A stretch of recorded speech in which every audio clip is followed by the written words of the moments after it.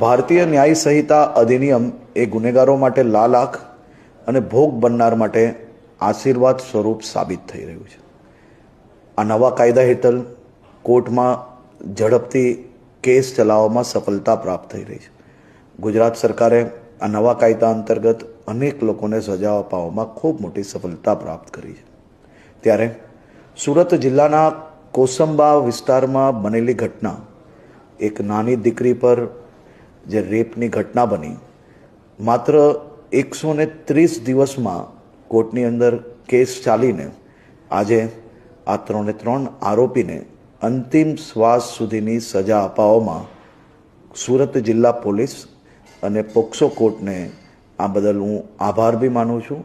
અને ખાસ કરીને આ ભોગ બનનાર પરિવારને જે ન્યાય આપ્યો છે અને કડકમાં કડક સજા અપાવવામાં સફળતા પ્રાપ્ત થઈ છે, તે બદલ સુરત જિલ્લા પોલીસને હું અભિનંદન આપું છું. આ નવા કાયદા અંતર્ગત આવા અનેક ગુનાઓ છે કે જેમાં ગુનેગારોને આપણે સજા અપાવવામાં ખૂબ ઝડપથી સફળતા પ્રાપ્ત થઈ છે. હું આ નવા કાયદા બદલ દેશના પ્રધાનમંત્રી આદરણીય શ્રી નરેન્દ્રભાઈ મોદીજી અને ગૃહમંત્રી શ્રી અમિતભાઈ શાહને ખૂબ ખૂબ આભાર માનું છું.